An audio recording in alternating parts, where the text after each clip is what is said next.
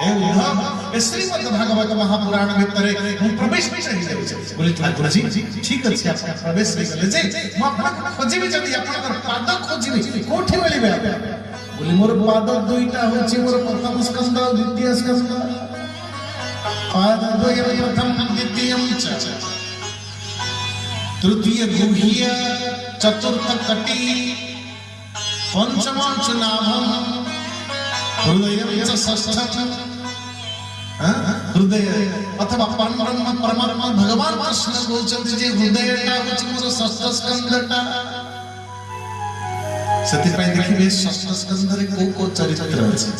अजान चरित्र वृत्रासुर जो वृत्रासुर महाराज यज्ञ अथवा युद्ध स्थल रे परब्रह्म परमात्मा अजात पक्षयो मातर खगा स्तुति करूछि परब्रह्म